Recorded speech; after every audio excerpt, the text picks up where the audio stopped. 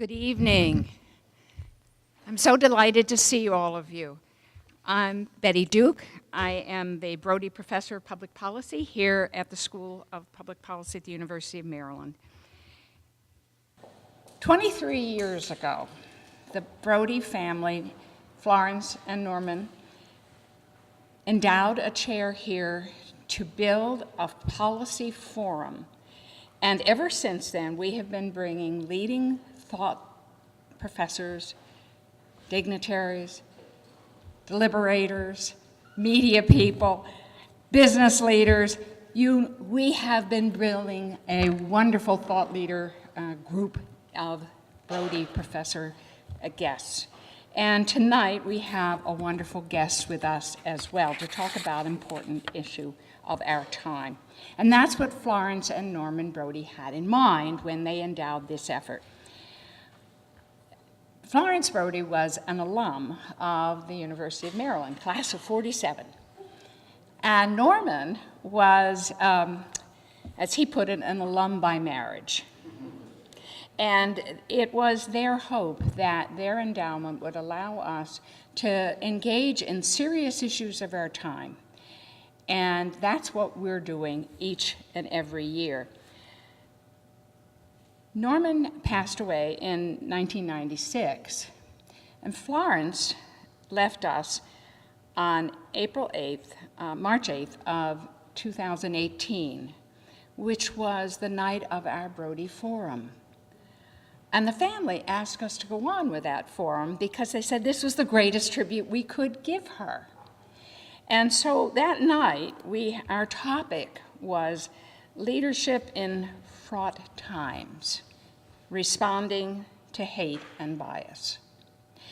And that was a subject that would really have tickled her heart because that was what they were talking about. They were going to leave a legacy of civility and optimism through education and dialogue.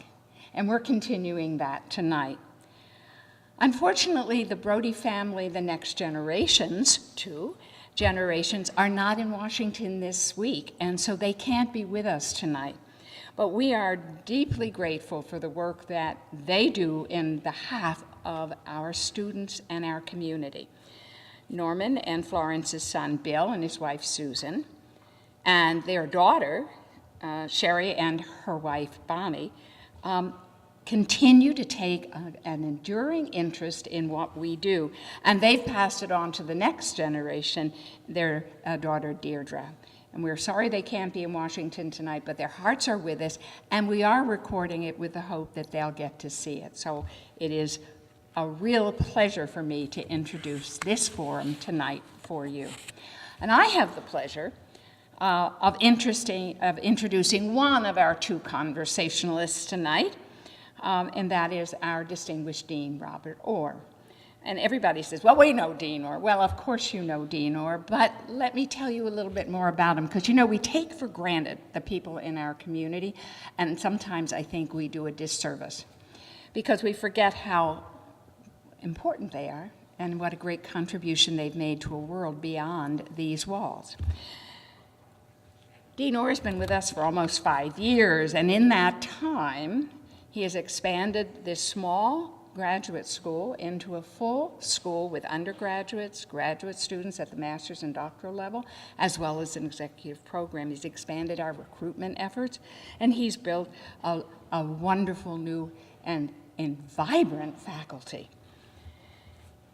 Bob came to us from the United Nations, where he served as the Assistant Secretary General for Strategic Planning in the Office of the United Nations Secretary General. He did that for 10 years, and he still is looking very young after that meeting. He was the principal advisor to the Secretary General on a whole variety of subject areas, including that which continues to be his area of significant responsibility with that body, climate change. Before he went to the United Nations, he was at Harvard University, where he was the executive director of the Belfer Center for Science and International Affairs at the Kennedy School of Government. And prior to that, he was on the Council of Foreign Relations here in Washington. He served in several senior posts in the federal government. He was deputy to the United States Ambassador to the United Nations, and he was the Director of Global Affairs at the National Security Council, and he was a White House Fellow, which I think you will notice has significant importance tonight. He's a great leader for our school, and it is my pleasure to humbly introduce our Dean, Dean Robert Orr.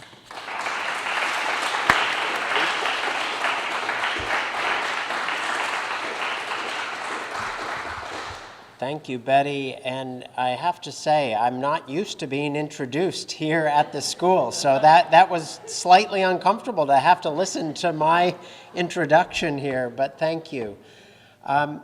I want to start where you concluded, the underscoring that the White House Fellowship might have some resonance tonight. Some of you who I have badgered in the community here tonight to apply for a White House Fellowship and to think about a White House Fellowship. Tonight is one reason that I encourage you to think about and apply for White House Fellowships. Our speaker tonight is someone who I met as a fellow White House Fellow. And part of my reason for wanting to be a White House Fellow, and I dare say her reason, was to not only make a contribution to the country and to the world, but also to study leadership up close and personal. And part of why we asked her to come speak at this Brody lecture tonight is because the theme of the Brody lectureship, that under Betty's able leadership and the student board, many of whom are here tonight, have chosen leadership as the kind of golden thread that runs through the Brody Forum now. And so that cultivation of leadership that Lyndon Johnson created in the White House Fellowship was something that led to the kind of relationships that have me inviting our speaker tonight. Stefanie Sanford, I would say, will add one more term to your list, Betty. We've invited leaders and liberators. I like that. I was trying to think which of our Brody lecturers have been a liberator, but I'm going to add to the list disruptor.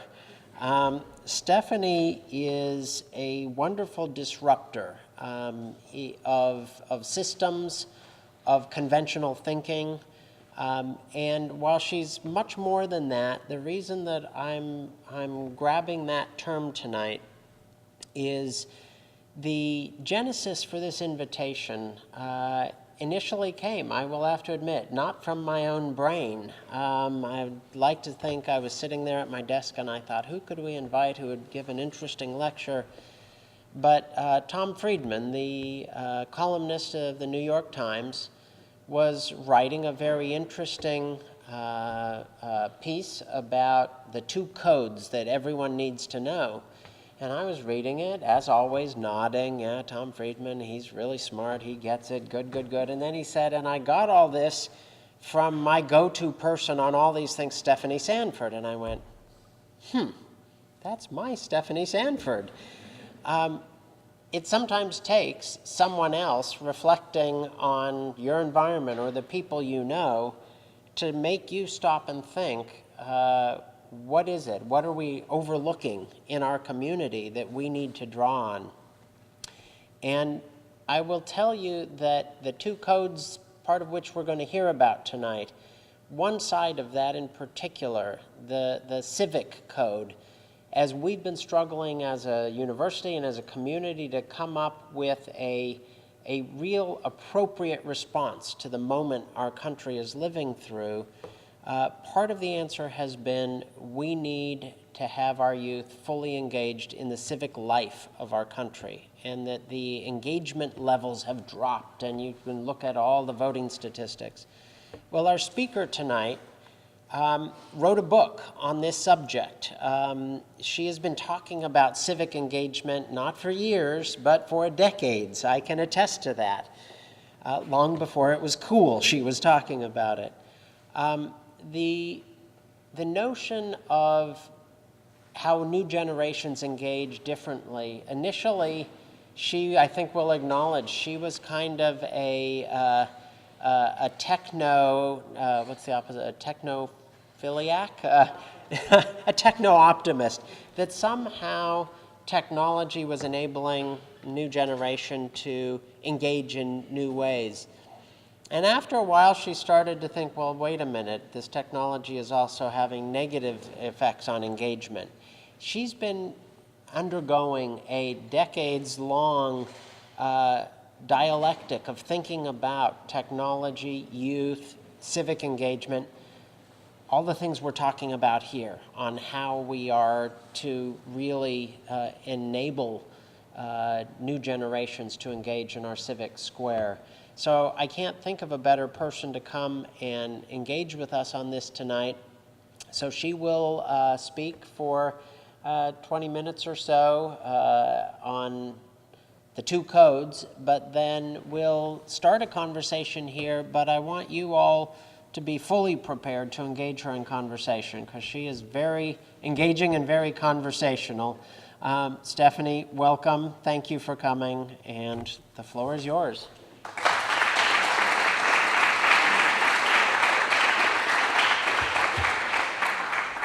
Oh, thanks, Bob. It's great to see you, and great to be back in a public policy school. I'll talk a little bit about that, but there's an energy to a policy school. I just had a wonderful dinner with some students here, and thank you for sharing your experiences and reminding me how much I love my time in policy school. It's especially fun to be here at the University of Maryland. I read up on the wonderfully named Do Good Institute. It's always nice when your mission statement is right there out front.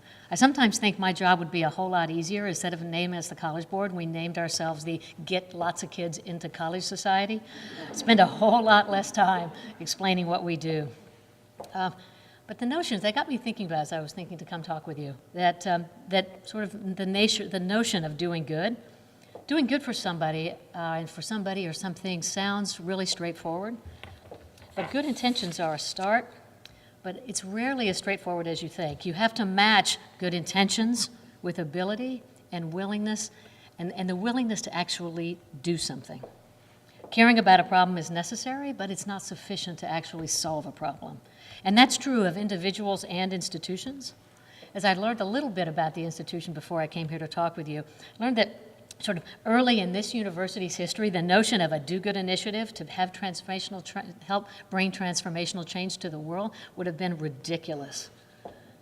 The Maryland Agricultural College was a small, struggling place with a handful of students and barely enough money to keep the candles burning. You have to match good intentions with knowledge and resources to be useful and effective. Said a different way, to do good, you've got to get good. And that takes a lot of patience and hard work. Over the past century, the University of Maryland has become the powerhouse that it is today. I learned today that we're going to have 4 stops on the Purple Line. That's what a big and considerable institution this is. It's become a powerhouse of talent to work on the world's biggest problems. And a university that can back up its good intentions with talent and capacity.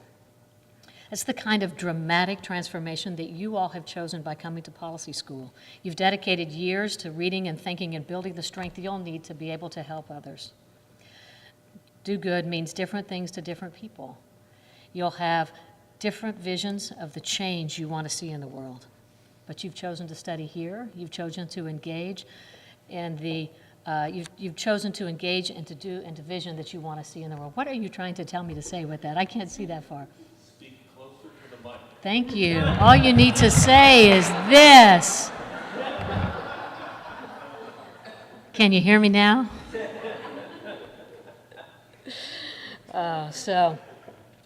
But this notion of wanting to having a bold vision to make a difference in transformational change in the world, you believe in debate and compromise and in collective action, and even in politics, if I can use a dirty word, to accomplish something meaningful.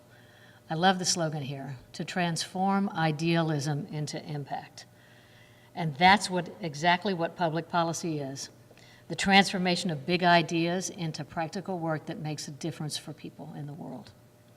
And at a moment when trust in big institutions is in retreat, there's a radicalism to that belief, a radicalism to that faith. I heard it around the dinner table just now. A bold confidence in your capacity to shape the future, not just cope with it. Democracy depends on that faith. So hold on to it, nurture it, and help other people find it. Now, I've always been passionate about democracy. I grew up in Texas, as Bob said, a little kid in the Dallas suburbs. And my earliest political memory was not being allowed to go to Rodney Brister's birthday party because his mom had a McGovern sign in her yard. See, my parents had a big fight about that. And see, Dad was a Nixon man, and he thought Mrs. Brister was a communist. And my mom said she wasn't. She just didn't wear a bra at carpool.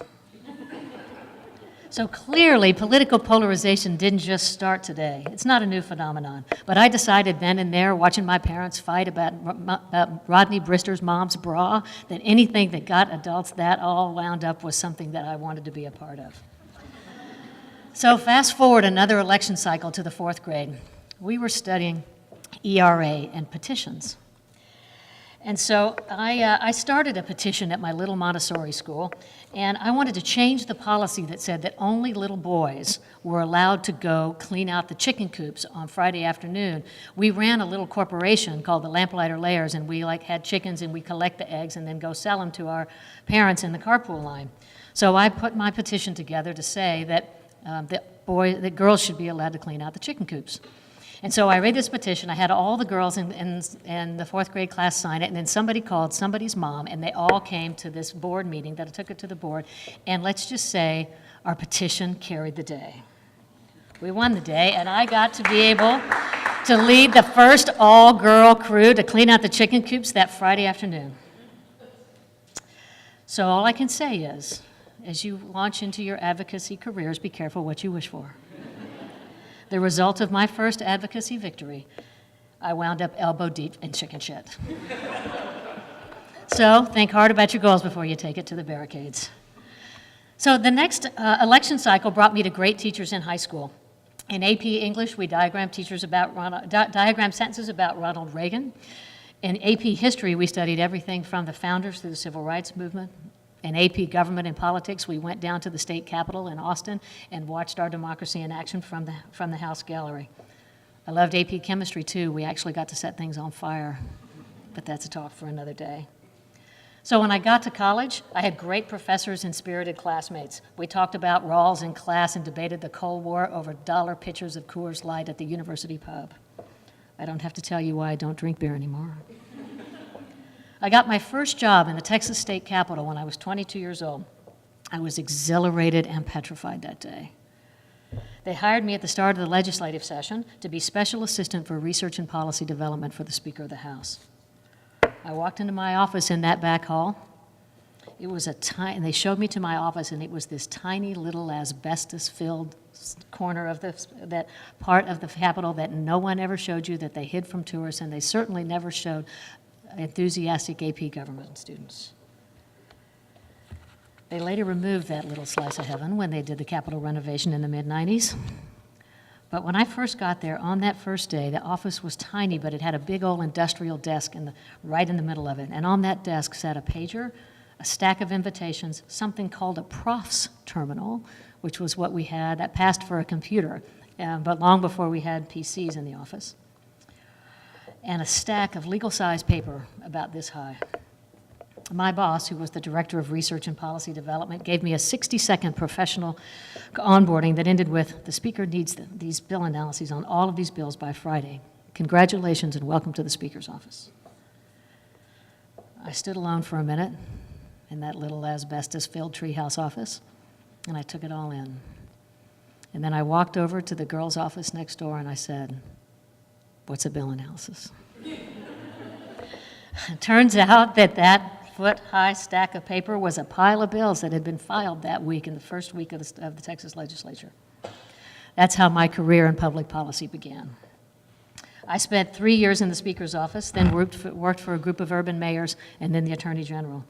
I left there and went to the Kennedy School, then went to the White House Fellowship where I met your dean. And he served on the National Security Council, as you heard. I worked in the White House Office of Cabinet Affairs and just down the hall in the old Executive Office building. And the other thing that Bob and I had in common was that we both had what was called blue badges. And that gave us full access to the West Wing, which meant that we truly had a backstage pass to see how policy was made at the highest levels. And that meant that almost every single night of our fellowship, we gave tours to our classmates' families. So by that time, I had been a policy advisor, a speechwriter, an author, an Ivy League graduate, a vote counter, a legislative vote counter, and I had worked in the White House. And it really does sound a little obnoxious to say it out loud, but I had accomplished every goal that I had set for myself, and I was 31. So what was next? It was the late 90s and the dot-com boom was raging. The alleged apocalypse of Y2K was looming, and a new generation of young people, that's what we were then, was moving into leadership, and impeachment was in the air. The two topics that everyone was talking about were technology and politics. And so what better place than Austin, Texas, to study those things? So I decided to go back to school and get a PhD focused on those questions. Said in the vernacular of PhD school, I was interested in the intersection of generational change, technology, and democracy. So in addition to a topic that fascinated me, I was blessed with a great advisor, a guy named Rod Hart at the University of Texas, who gave me room to explore this intersection and helped me pick classes and readings that informed and grounded my thinking about these forces. He also helped me put together an interdisciplinary doctoral committee that included an information systems professor from the business school and professors from communication, journalism, and political science. That was unheard of at that time, 20 years ago. He even let me have a non-academic on my committee, my boss from the White House Fellowship and a veteran of this stage, Thurgood Marshall Jr. On campus, nearly every reading and every class contributed to my dissertation. In Austin, elected officials fretted over the implications of e-commerce, taxation, and the rapid pace of change. The government sector, the growing tech sector was young, intense, and dismissive of the stodgy old government. I spent a summer at Microsoft, did press work in the president's office at UT, and then split my time between school and the lieutenant governor's office working on technology policy. Back then, almost no one knew anything about technology policy. So during that time, every day I walked a stretch of Congress Avenue between two iconic buildings, a student cubicle in the UT Tower and an elegant little basement office at the opposite end of the renovated Capitol, where I had started 10 years earlier. In late 2001, I got a call from the Bill and Melinda Gates Foundation. They were starting a DC office and wanted someone who knew education and technology policy and the new Texans in the White House. So I left the governor's office and UT, ABD. The foundation was supportive enough to let me finish the dissertation and write the book that followed while on staff there, working on U.S. education, technology, and public policy. The book is called Civic Life in the Information Age, Politics, Technology, and Generation X. Well, since I finished that book, Technology and Civic Life, as Bob said, has only gotten more and more intertwined. I got a lot of things wrong in that book. I thought technology was going to bring us together, Generation X was going to save the world, and email was going to be a force for good. I am actually on the record with all of those three predictions. I did, though, get one thing right, and that technology would topple the old order and upend a whole lot of things. It always has. So technological disruption is as old as human civilization. If you think about the printing press, it helped ignite the Reformation, the Renaissance, revolutions in every branch of science, and countless political revolutions across the globe. The printing press democratized who could be an educated person. And like our own times, it democratized who could be a publisher. And by historical standards, that transformation, the spread of mass-produced books and pamphlets, was incredibly quick. But that still took a couple of 100 years. Smartphones have taken less than a couple of decades to reach saturation levels in much of the world. And your iPhones, they do things Gutenberg never daydreamed about. In the early days of the internet, only a few professors in computer science departments had access to the tool. But with the introduction of Netscape in 1995 Access grew to 40 million users worldwide. But I don't have to tell you that that was just the beginning. Facebook launched in Mark Zuckerberg's Harvard dorm room in 2006.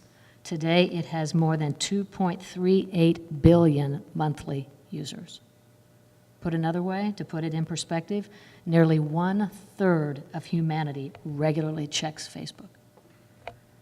The speed and scale of these changes really has no precedent. And as policymakers back in the day, we were way too quick to dismiss the dread that that pace of change brought to people. The optimism that was so pervasive back when I wrote my book has been replaced by a combination of fatigue and fear. In the same way that so many people have a love-hate relationship with their phones, our society has developed a love-hate relationship with technology. We love what it offers. Even do-gooders need Netflix and chill, but we also fear it. The power of technology to shape the world has gone, just in the short time that since I've been in school, from thrilling to chilling, and it seems to be in some ways spinning out of our control. People have started to lose trust in technology just as they've lost trust in civic institutions. In both cases, we're talking about big forces that affect life every day, but somehow feel very distant. Government plays a big role in shaping your life, and yet bureaucracy seems impersonal and distant. Technology companies have become an intimate player of your daily life, but they operate on mysterious algorithms and big data sets, big hidden data sets. That's our current moment, dominated by fear and mistrust of public institutions and technological ones. And I'll state the obvious, that's not good. The tech sector is the strongest engine of economic growth, of high-paying jobs and innovations that shape and reshape industries. But it's a sector dominated by men, contributing to greater inequality, and often heedless of its own impacts. Our politics are polarized, intense, and tribal, but also marked by ignorance and fear. Democracy may die in darkness, but I say tribalism smashed the lamp. Staring all of this in the face, technology, populism, fear, and inequality is daunting. Some of us feel both paralyzed but absolutely certain that in this moment, we ought to do something. At the College Board, we looked hard at what we could do to break through this paralysis and give more people a chance to do good. What could increase the skill and efficacy of our students? What could we do to help young people be strong, capable citizens? Very much the mission as I read about this school and your efforts to do good, very much in vein of what you all are thinking about that. That is what led us to the idea of 2 codes. We realized as we looked at what the College Board had to offer that we had 2 advanced placement courses that address these challenges head on. First is AP Government and Politics, where more than 325,000 students sat in classrooms across the country today to take the AP, what we call the AP Government and Politics exam. Today is the first day of AP exam season. The other course is AP Computer Science Principles, the fastest growing new course in the 60-year history of the AP program. In partnership with the National Science Foundation, we created the Computer Science Principles course specifically to take on the male-dominated dynamics of computer science, to engage a broader, more diverse group of students in the computer science world. Instead of diving straight into the strange and arcane language of computer coding, you start by thinking about a problem you want to solve and a project you want to do, and then learn how to harness technology to be able to solve that problem. You could build an app or build an online tool, explore data to help solve a problem in your community. It's designed to be approachable, to give students a feeling that they can build technology, that they can harness this powerful force to be and build a technology, not just use it. In its second year, more than 75,000 students took the CSP exam, and more than 100,000 students will take that exam this Friday. The year CSP launched, the AP Computer Science participation doubled across all groups currently left out: females, rural students, African Americans, Latino students. So we started thinking about how powerful it would be to link these 2 courses, government and politics and computer science, and say, You need to be fluent in these two codes, the codes of technology and the U.S. Constitution. Grasp these foundational forces, and you have the means to shape the world instead of just reacting to it. That's where the two codes idea came from. You don't have to be a constitutional lawyer to grasp American democracy, and you don't have to be a computer programmer to master the principles of technology. But if you want to be a leader and not just a follower, you need to understand these two codes in our current world. It's about building core skills for the modern world. In each course, students build new knowledge. They go out, they build new knowledge, they gain new knowledge, and they immediately go out and put it to work.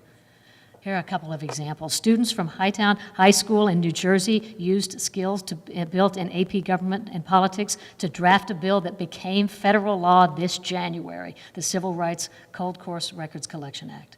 Using skills built in AP Computer Science principles, students from Star City High School in Arkansas created a website for a local nonprofit that provides clothes and other essential items that people in need in their community. It allows needy folks to access the service anonymously, putting in requests for items without fear of shame. So students in these two courses, they realize they're capable of action, not just commentary. The projects are designed specifically to address a problem in the real world and to cross-pollinate these two codes. We hope that CSP students tackle projects in democracy and government students take on problems animated by technology. Think about it this way. To be a strong and effective citizen, you need knowledge, skills, and agency. The way my mom would say it, she'd say you need to know things, you need to know how to do things, and you need to believe that you can make a difference in the world. That's a big ambition, and obviously not something that the College Board can accomplish alone. We work hard to make AP classes available to more students, and we've made passages from the American founding documents a core part of the SAT and the PSAT.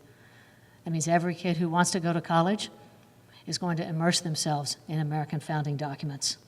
But to make this idea really take off, we're building partnerships with other organizations that share our concerns and goals. And that concerns everyone from Amazon to the National Constitution Center.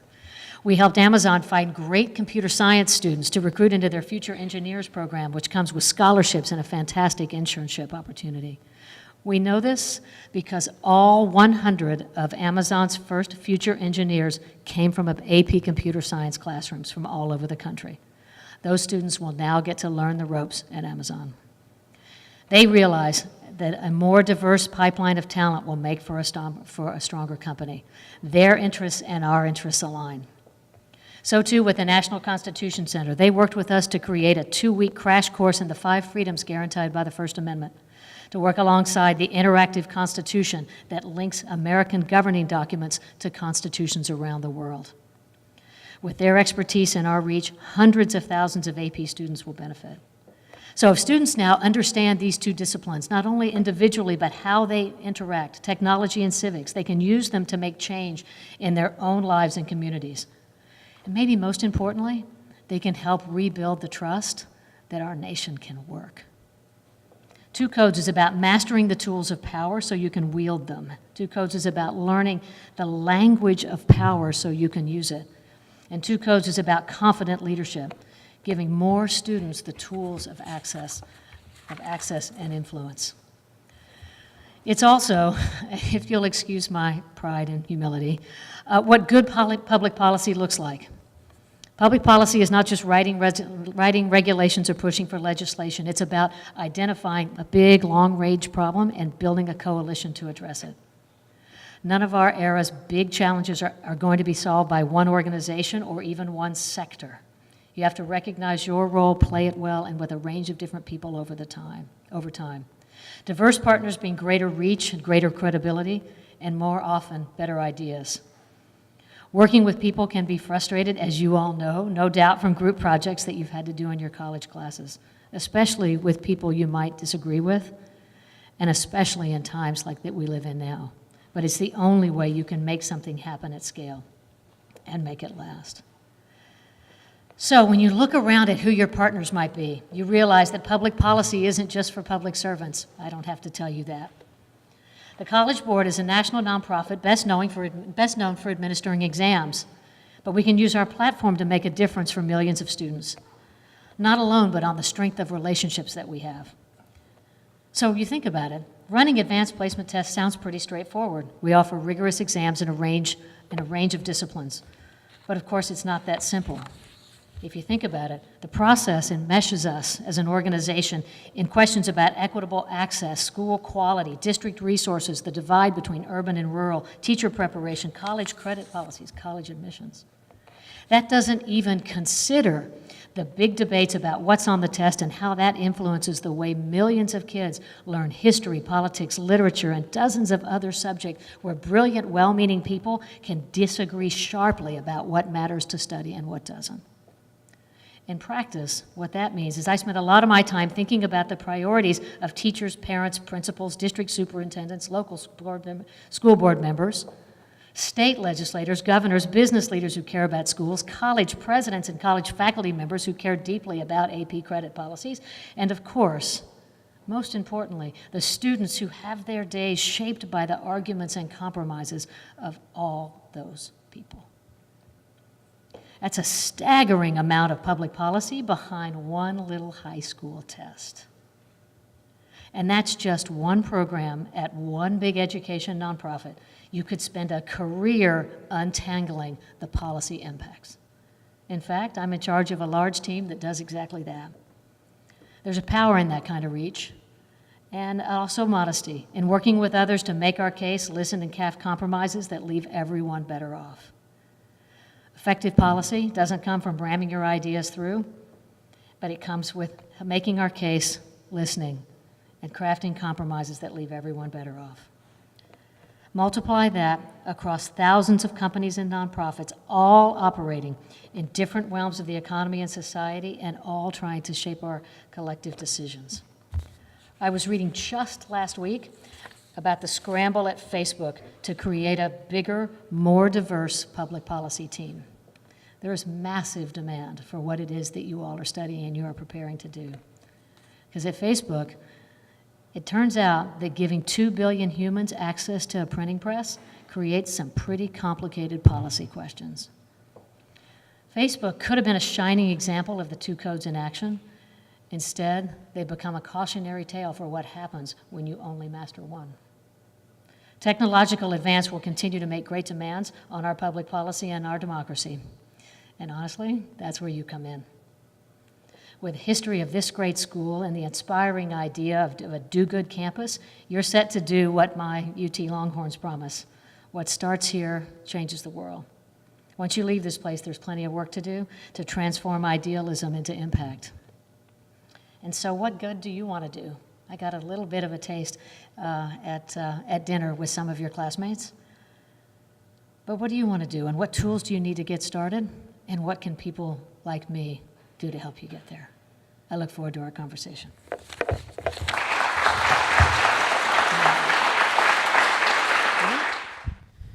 Thank you, Stefanie. I want to start in our conversation where you ended, the cautionary tale of Facebook and only mastering one code and the danger of that. I think it's safe to say this tribe right here is all in on one of the codes. The other code may not be as familiar to everyone in the room, and yet here we are on a campus that graduates more computer science majors than any university in the country, and the most diverse group of computer scientists.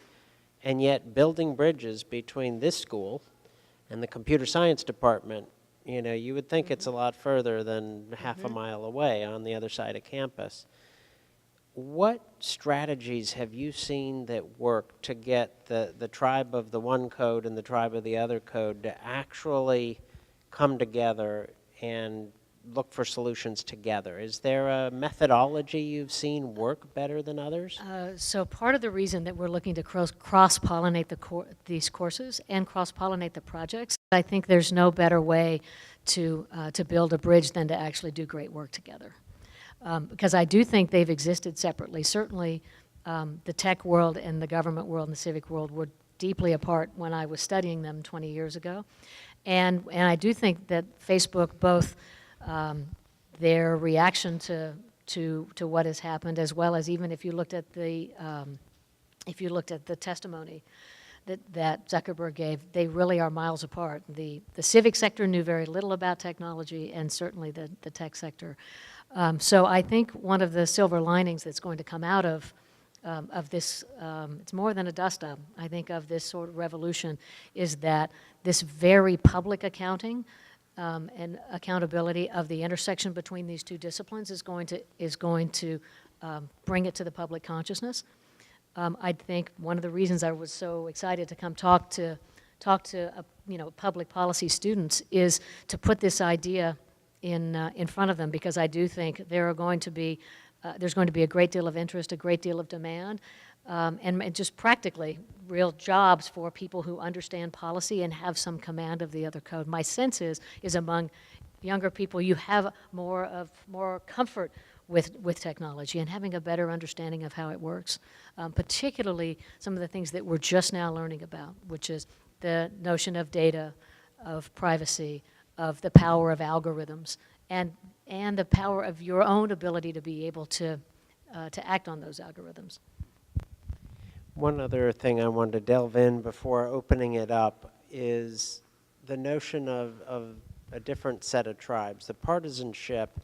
I'm glad to know that Rodney Brewster, Brister.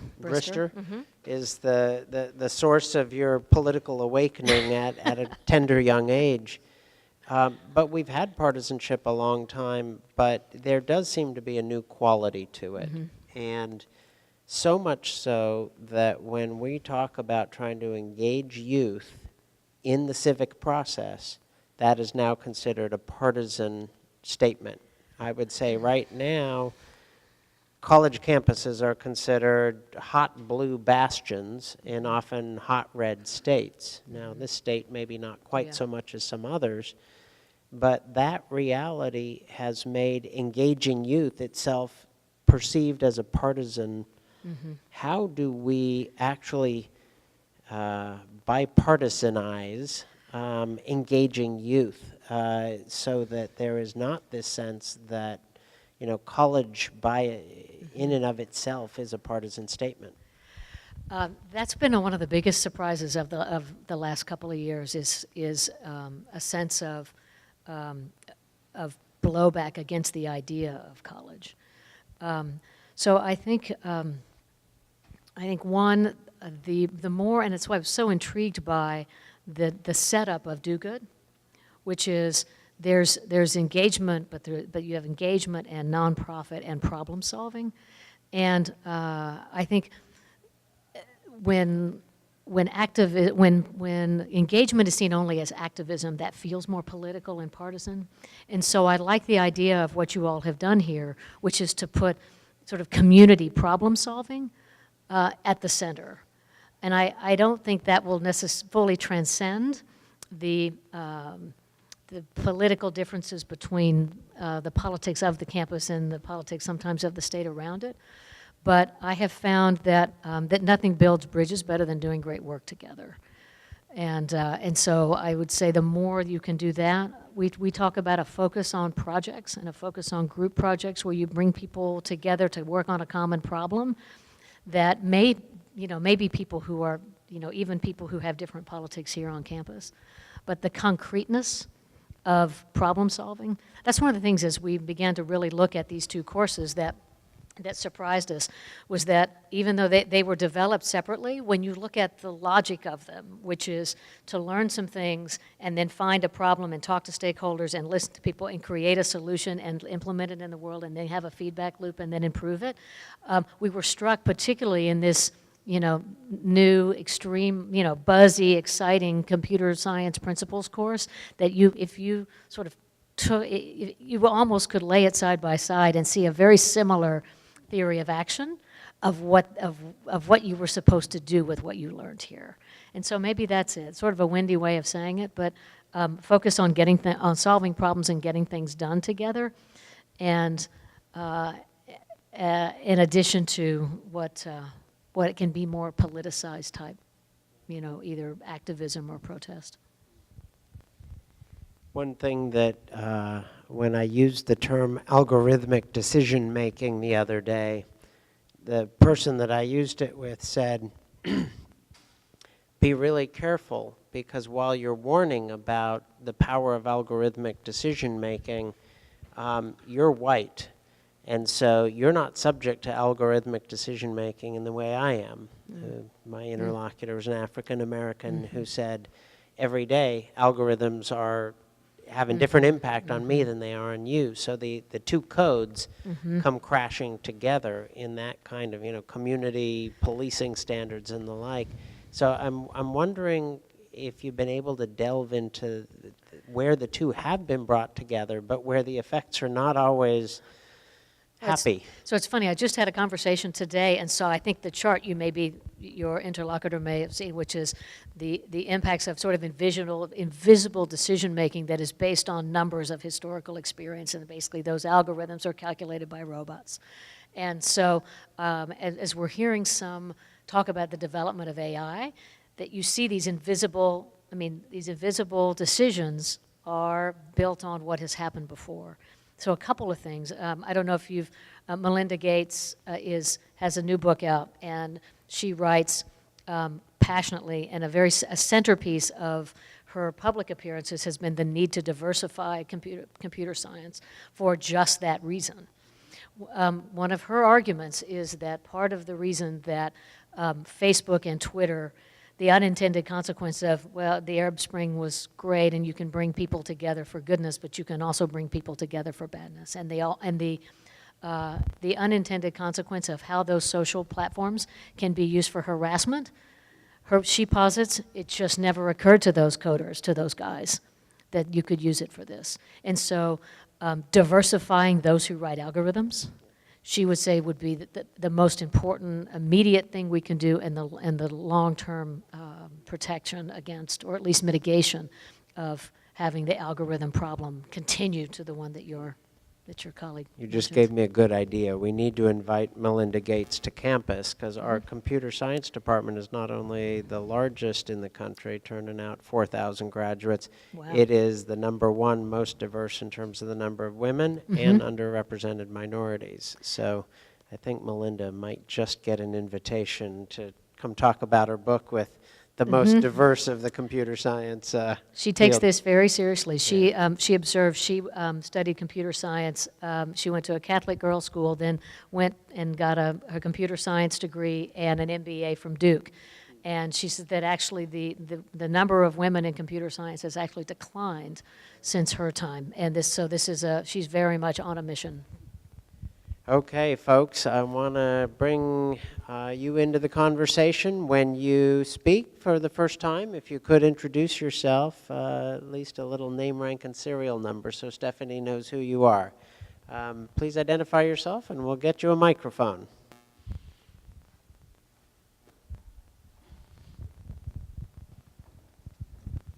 How's it going? My name is Theo Carruthers. I actually work in the School of Public Policy in the Office of Career Services and Alumni Relations. And my question really gets to the latter point that you just made about diversifying those who are doing the algorithms. And the first thing, as a public policy person, I think of is access, and kind of how does that trickle down access look like when it's a lack of resources, maybe on the local level or a state level, because I'm from California, so resources aren't typically a problem. But if I think of diversifying in rural Georgia, how does that kind of play out in the sense of, hey, everybody's voice matters, especially as it pertains to coding from different perspectives?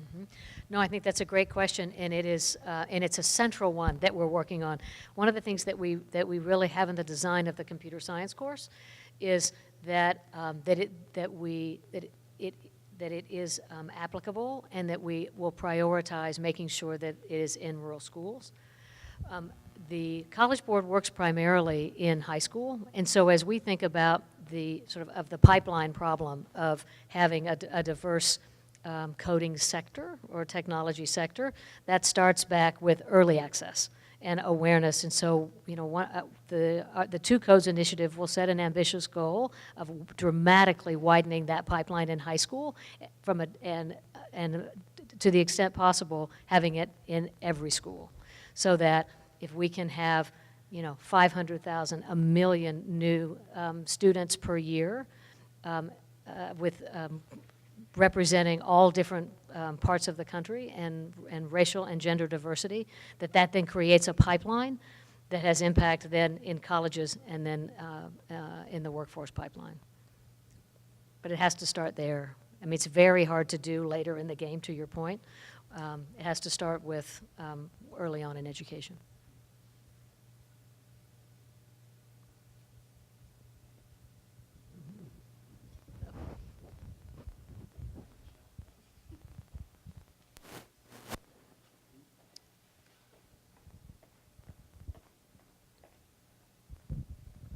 Hi. Oh, why am I standing up? Let's go. Todd McGarvey and I also work here at the school. I was wondering if you could speak to any experiences or understanding about, the two codes as was presented here is somewhat US-centric in the understanding of AP government and politics and US Constitution and the like. But clearly the US is not the only one that is seeing decline and crashing into each other of this technology and civic space. I was just wondering if you've come across this in other countries, how they've approached it, what they're looking at, and what they're experiencing. So honestly, we haven't. It's been advanced placement, and certainly the notion of the two codes has been, at least so far, an American phenomenon, but I take your point completely. The rise of populism and the intersection of that and the ability of social media to amplify and intensify that kind of populism, tribalism, and division is clearly a serious problem. I'd almost flip that one over to you.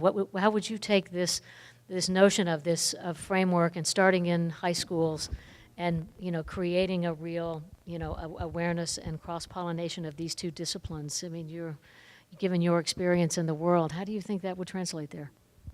Well, the first thing that I thought of is when Todd asked that question was when I took AP tests, there were only two. There was American history and European history. Those were them. And I got wild and crazy and took the European history one just to do something different. I do think right now in the K-12 education system, the opportunities for education about the world are much greater than they used to be. Oh, I think that's true. It's not what it needs to be, but it's much greater. But what's interesting about using your perch at the College Board to push this, because it's raising kind of opportunities and raising people to the most competitive level. Part of, I think, the challenge is making sure that everyone gets some of this. And, this whole anti-elitism sense that college is somehow bad because it's elite, that idea that competition used to be enough that everyone could aspire to it in the meritocratic model. But I think now we've got to think about how to make sure everyone gets access to this. And that's a scale problem in K-12 education. And we think about that. University of Maryland is an engine for getting a lot of people access to higher education, but our numbers are tiny, compared to the broad needs. So I think we've been thinking about this on both the civic side and just access to education.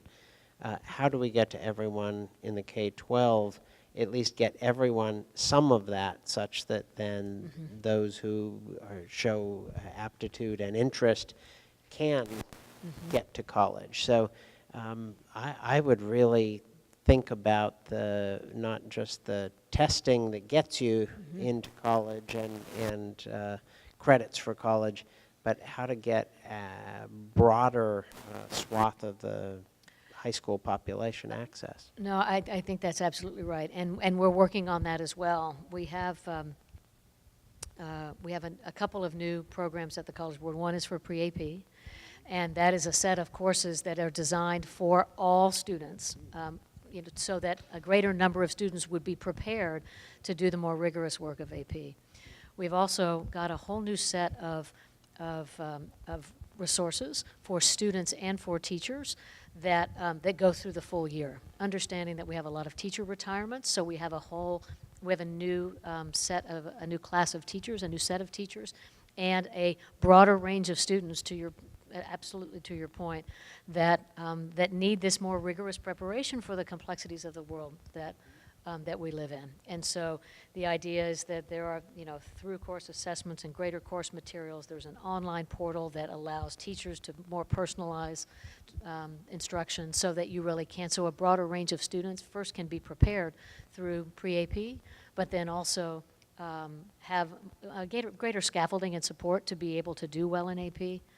I think when you get to the higher ed sector, I think with both the cost of college, now you know this better than I, but the traditional student is now, the 18-year-old who comes to campus for 4 years and goes straight through is 20 to 25% of the student population. So, looking at other sort of forms and arrangements, whether that's pathways or transfers or, stackable credentials, things like that, you're going to see much more of that. And as we talked about at dinner, the idea that your education is done when you're 22 years old and you walk into the speaker's office or you walk into any place, it's just not. The pace of change around us just doesn't.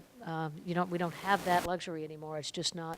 It's not a realistic expectation that you're going to be. I certainly have, learned something. The joke is I learn something new every day, but learning all the time, and whether that's the adoption of new technology tools or new approaches to education or now new brain science, I think that the notion of lifelong learning is going to make new demands on educational institutions for different kinds of arrangements and forms. You talked about the changing student body. I'm just curious if our audience knows, what percentage of University of Maryland undergrads are transfers from community colleges? Is it A, 10%, B, 20%, C, 30%, or D, 40%? D. 40%? 40% Really? of our undergrads are transfers from community colleges. Wow. That is a whole different population, and it's where a lot of our diversity comes from. Mm-hmm. But getting a pipeline of opportunities from high school, in many cases through community colleges, to large public institutions, it's the only way you're going to get numbers. Mm-hmm. And this is a big challenge for big public institutions, because our funding model is under huge stress. Because of the transfer? No, it's because states are pulling back from that. Just in general appropriation. Maryland is the highest percentage of public funding of all the big research universities in the country, and we're a whopping 23%. Wow. Most of our Big Ten colleagues are south of 15%, and many are south of 10%. They're not really public anymore. Mm-hmm. And so you've got this assumption that you've got a pipeline of opportunity for everyone to come up, and yet very few institutions are even able to hold up the traditional role they've played, much less opening it to the gates even wider. So your other code is really important here, because these opportunities are just, we may be graduating 4,000 computer scientists a year, but that's a drop in the bucket compared to the demand out there. All right, more questions? Comments? I see our do-gooder-in-chief. You mentioned Do Good enough. Bob Grimm is the director of the Do Good Institute. Yeah. You've been prompted officially. Bob Grimm, School of Public Policy, and director of the Do Good Institute. Great to meet you. Good to meet you. Thank you for your kind remarks. I wanted to follow up on one of the things you said before, which is learning about civic engagement, civic behaviors, the two codes, doesn't end after college. And by a lot of measures, civic behaviors are declining pretty significantly among people in their 30s, 40s, 50s, 60s. What do you think are some of the most promising ways to address the two codes with maybe the bulk of Americans? No, I mean, I think that's the question of our time. I mean, from where I sit professionally, we have the responsibility and the luxury of starting in school to create these habits of mind and habits of citizenship, amongst teenagers, or in some cases even younger. No, this question of engagement and participation is a thorny one. You see it in voter participation. You look at, when the highest voter turnout are among over 65, just not before you even do partisanship. The notion of, if you look at at where public resources are invested, to your point about investing in college or investing in school versus investing in Medicare and Social Security. You see what is sacrosanct and untouchable and what is under stress. And so part of it is we certainly have to grow them. I do wonder if in our current moment that it's clear that elections have consequences, and does that get people's attention, that voter participation, particularly when the electoral college numbers have been so close, and that we are pretty evenly divided, that really a vote does matter. And so some of the proliferation of groups for voter mobilization, voter education, I think will be helpful. I also think that how it is that we reinvigorate civil society, not just political, because I worry that there's a lot that's exhausting in politics, to your point about partisanship. I was reasonably subtle in my remarks, but I have worked for both Republicans and Democrats, and have enjoyed a role of what I used to say of counting the other side's votes. I like compromise. I like trying to figure out how we can make progress, even if that is inherently incremental. And the way I think you do learn to do that is figuring out things on which you can have some success and create a flywheel. And sometimes and whether that's doing something small in your community or doing something where you actually have a project and accomplish something, then that, I think, rebuilds trust. Because what we've also seen in decline is, I talked about decline in institution, but decline in interpersonal trust. And I think an unintended consequence of a move online and into sort of technology as community has been a move away from face-to-face. And of a number of things I got wrong in my book, that was one of them. I saw very much in the sort of 2000-ish that technology would animate you to take action in the real world. At the time, the idea, the term I coined was just-in-time social capital. I said, oh, we don't have time, everybody's so busy, we don't have time to go to the Rotary Club anymore. Right? That's a lot of wasted time. What we'll do is we'll see a need in a community. We'll use this magic technology called email, and we'll get everybody together, and we'll go clean up that park, or we'll go, help after the flood, and then we'll disband. It'll be really efficient. And I pushed back hard against Robert Putnam's notion of bowling alone. I said, oh, come on, that's not a real decline. This is going to be way better. The social capital will be bigger, stronger, faster. And as we moved more and more online, it did get bigger, stronger, and faster, but it then also became all-consuming. And so instead of being a catalyst to take us to make us more civic and more effective in the civic arena, and sort of animating that flywheel that says, oh, we had some success, so let's go do something else together. Oh, Bob, we made this. We cleaned up this park. Let's start a nonprofit and do that. Now the online has become a substitute for a lot of in-person things, and I do think that.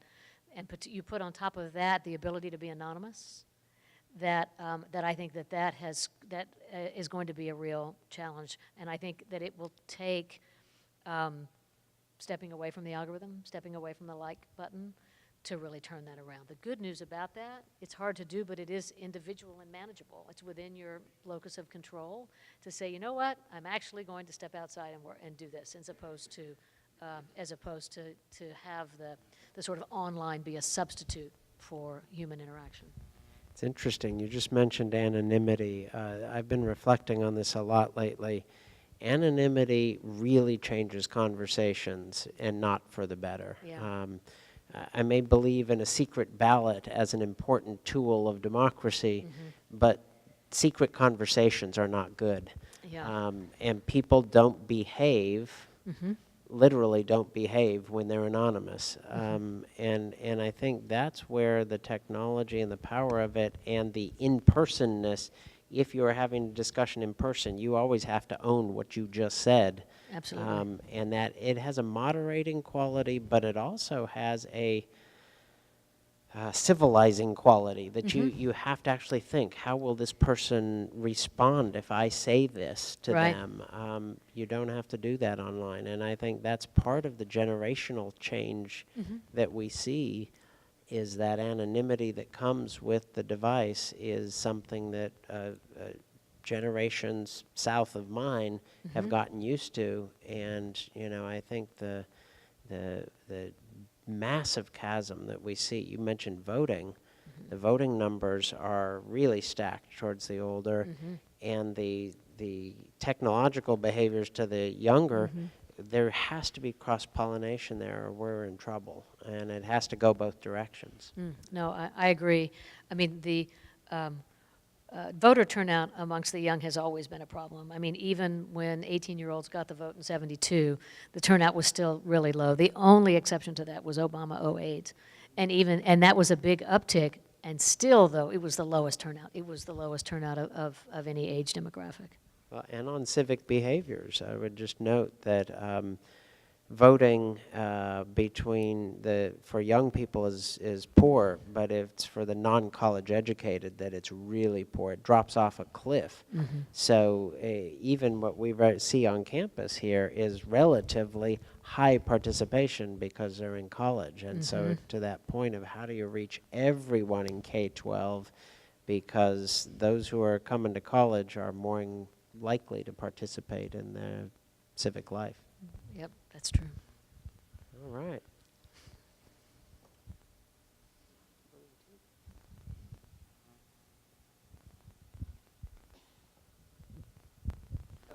Thank you. I'm Tom Jones. I'm an alum of the SPP program, and I now work with the state of Maryland. But my question is, what challenges do you think will arise from having more policy integrated with technology? Since policy does seem to be lagging behind, but once it catches up, do you think there will be more challenges that will come from that? I mean, it's going to be a rich area. I think the biggest challenge is just the mismatch between the pace of democracy, of participatory democracy, and the pace of technological change. I think that'll be the greatest challenge more than any one particular topic. I don't know if you're watching the privacy debates now. So you have now this speed of technological change and these algorithms and the ability to collect personal information, and you have a lot of fear because people don't understand how information is used. So then you have a huge pressure based on fear on elected officials to do something, and then you have an elected official class that doesn't know what that something is. And so they want to do something. And so I think probably the greatest challenge is this mismatch of pace and then the potential unintended consequences of doing something when you don't know much about it. And so, again, that's why we lean so much into this cross-pollination, because whether we're going to slow down technological advance, unclear, but we are going to have to somehow bring the pace of decision-making and learning of these two codes and dynamics in our society, bring their pace closer together. Hi, thank you. My name is Amber. I'm from China, also a second-year public policy student. And so I'm curious about what does success look like for the young people you want to see after they go through those with both codes, if they're equipped with both codes. What will they look like? And also, I'm curious if they are the shapers in the future. They're going to shape how the world looks like. Does globalization play a role in the curriculum you are implementing right now? Because if you look at the news or if you know something about China, the surveillance in China and how Chinese government is using technology to trying to do something and more in the new governance model. So in terms of how young people in the US might influence the governance model of the future in a globalized world, how do you think that your success will look like, and how the intervention cover that part? Thank you. So yeah, it's interesting. clearly globalization is a subtext for everything that's going on right now, and the different ways in which different countries are now grappling with these topics. So a truthful answer is on the question of how it's going to play out globally, I don't know. I do think that that having an understanding and a grasp of these two codes, which is how government and governmental decision making is made, and how technology gets made, and how those things interact, are going to be a skill base that are ultimately going to be in greater demand, and are going to be a source of sense making of these two things that right now seem increasingly in conflict.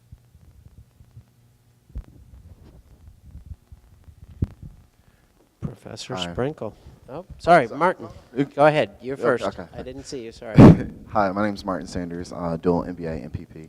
I have two questions. One, so it kind of seems like that part of the conversation is from a deficit point of view as far as technology and its engagement with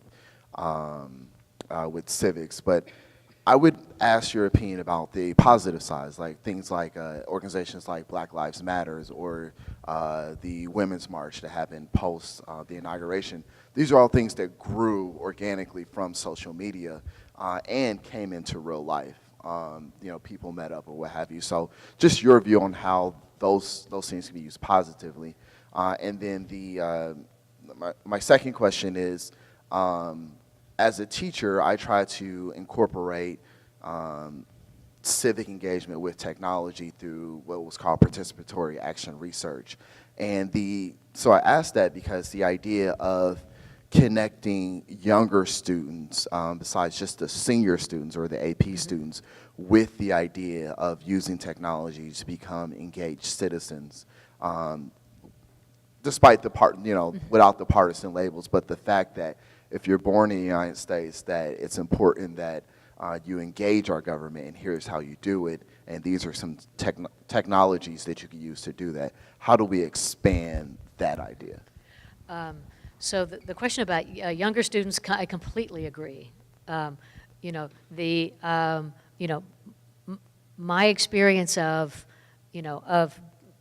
being engaged in a democracy, whether it was a little one in my school or the larger one in our country, the more we can do that, the better. I think that, and technology would probably make that even more engaging because they already use it and have more facility with it. On the deficit versus strength model, no, I think what we saw with the organizing capability, which is the ability to turn out a crowd, I completely agree with you. My friendly amendment would be then what's next? Because one of the things, again, that I think you see in a public policy school, that step one is engagement, but then it's like, what are you going to do to solve the problem? And so I think social media is very good at getting people together and building a crowd. We saw that, whether that's, in the Arab Spring, whether that's the Women's March, whether that's Black Lives Matter. The question is, will we be able to use those tools over time? And I think to actually have impact, whether that's to change policy or change law or change elected officials. And that takes engagement over time. And I think that will be a toggling between technological and analog, right? You're going to go, so then what happens? So if you meet all those people and you sign them all up at the march that you just went to, then what's next, right? Then what's the goal? And then a greater focus. Because my worry about stopping just with crowd building or just with activism is if you believe that one act of activism, making your voice heard, is going to make lasting change, that's not true. And I worry that if young people are convinced of that, and they go and they make their voice heard, and then things don't change right away, then you believe that the system is broken or rigged, or it's not, or worse, it's not worth doing. And I worry that is a little bit of a dynamic of cynicism that we're in right now, is that, as you know, I mean, with the focus here on partnerships and philanthropy and the idea of doing good being about all of these different disciplines over time, it takes all of that as opposed to just building a crowd.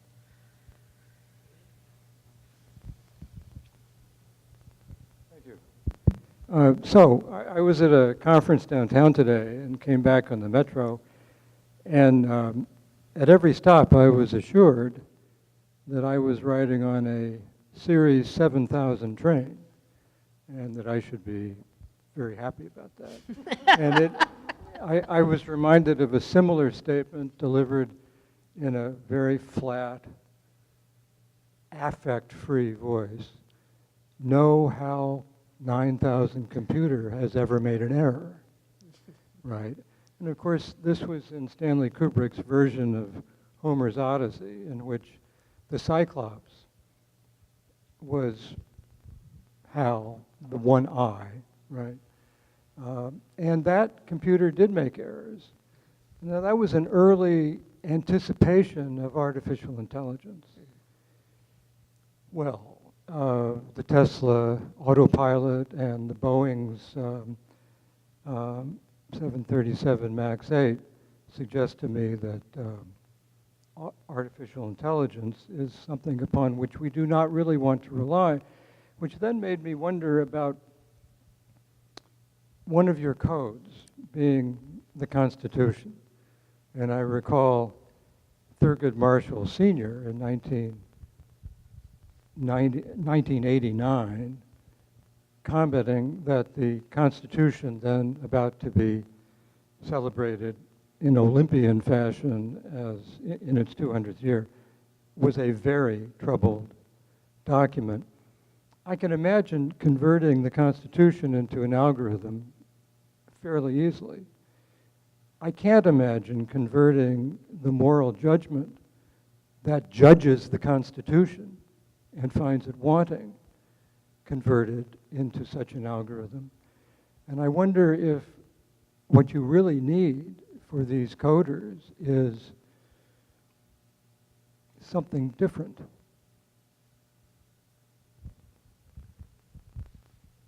Okay, I'm waiting. What do they need?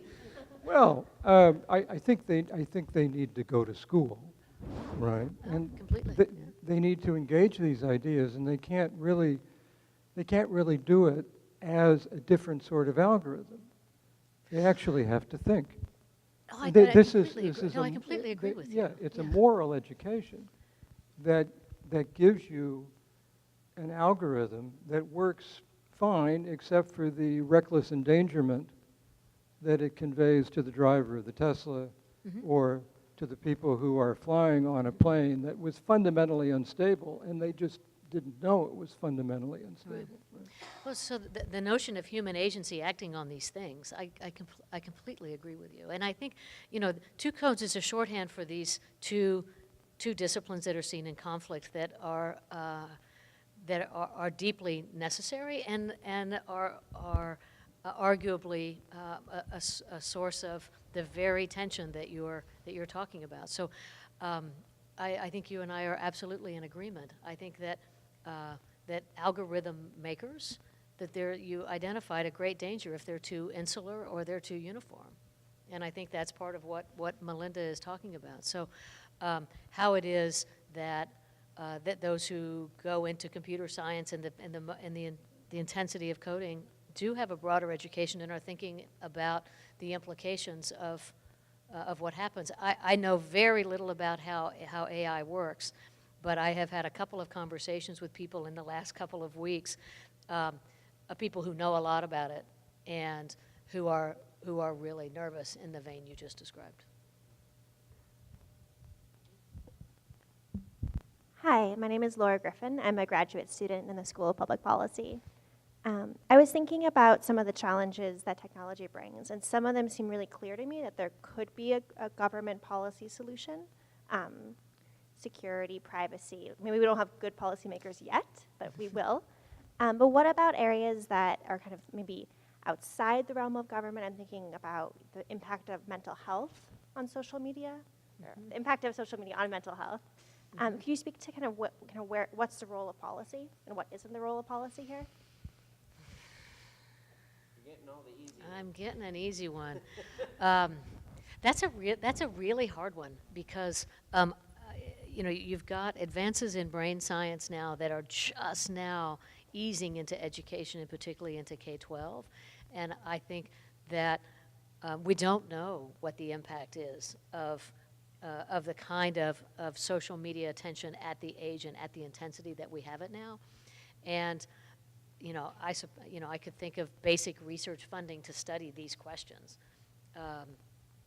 But as far as a policy saying around mental health and the interaction with technology, one, I don't know what it would be right now, and two, I just don't know that we know enough. I think we have intuitions and speculation about things that we see happening with brain development or childhood, or even some of the questions of suicide and things like that we're seeing as a result of younger and younger kids being on social media. I don't see an obvious policy remedy that seems like not, at least not right now, based on the state of knowledge, other than a commitment to research, to really understanding both the impacts on the brain and social impacts of the intensity of technology use. Hi again.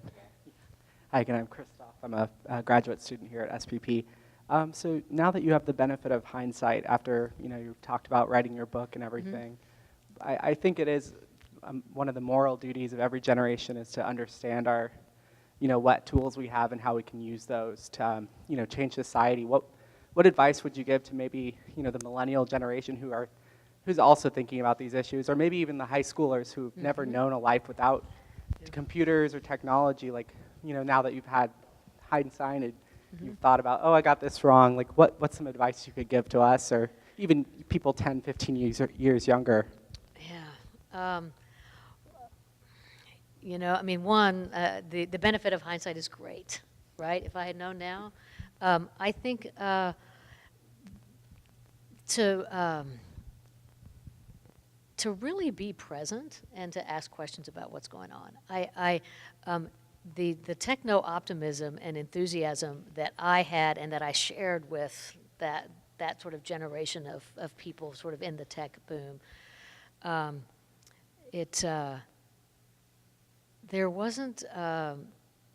there just didn't seem to be any downside. Now, I worry that we're almost into the opposite now. You don't see any upside to anything. I think that was implicit in your question. And so that's an interesting tension. I'm not sure my advice would be, any different to my, 31-year-old self, to a 31-year-old you or a 25-year-old you, which is that, you look at questions in the world, and you try to answer them. You have serious questions, you see a phenomenon, you look at different disciplines, you listen and engage with people different in different disciplines. I do think that, at least my impression is, at least in public policy, that it's a great time to be in public policy school, that the openness to bringing different kinds of disciplines to bear on the problems of the world is really open, and so a really vibrant and interesting part of the academy. And so in that sense, I feel like, hooray, lucky you and lucky younger ones, is that that the disciplines, that the public policy schools and the disciplines are much more open to this kind of problem solving and bringing different disciplines to bear. And I would simply add that you engage with people who are different than you and who believe something different than you. It is sad to say that we don't have many places now where people engage with people who are different than them and who believe different things than them. And if we don't get down and dirty and argue and respectfully disagree with people, these divides are only going to get worse. And whether it's on a college campus, and you should have that freedom to speak, and you should have to listen to some people who you don't agree with, but we've got to create those spaces out there in the society as well. And I think in a public policy school, we have to think about how to design those public spaces. The public square has to be reimagined to get people who believe different things to actually re-engage each other, because that is really the essence of making a democracy work again. And that's really up to us to help design those spaces. No, I really agree. There's some very interesting work going on. There's a project called Difficult Conversations, one called Better Angels. These are programs that try to set up those spaces, and a setup that says that on purpose you engage on issues with people who don't agree with, so you even have practice. Because what's happened is through our own sorting. You've had economic sorting for quite a while, racial sorting, now you have ideological sorting. And so you really can go through your days and not come into contact with people who believe very differently from you. And that's really changed. That has changed in the 20 years since I did that. I mean, Austin is a blue place in a red state, but you still had all different kinds of people stirring it up, certainly in town, certainly in the tech world. So to out you a little bit, who was your best friend in our fellowship class? Speaking of, you cannot say it's me, but speaking of disagreement. A rather conservative gentleman from the Midwest. Yeah. We were the political odd couple. Mm-hmm. But that was, it was not only was it a model for us, it was a catalyst for us. Because, I mean, we had a pretty decent span. The fellowship classes are not quite as ideologically diverse as they were in our day. But you all really set the stage for us in your spirited disagreements and arguments. Because you disagreed about everything, but you really liked each other, and you thought the same things were funny. And how can you disagree on politics and agree on humor? I'm glad you pointed that out, because I want to draw us to a close here with an exhortation. I started talking about the White House Fellowship. For the students who are here who are thinking about it someday, you need not only to go ahead and drop an application in so that you can meet the future Stefanie Sanford in your White House Fellows class, but her husband, David Moore, as the longtime director of the White House Fellowship Association, is another source. So anyone who's interested in the White House Fellowship, come talk to him afterwards. But Stefanie, thank you so much for coming out tonight, for challenging us, and for modeling.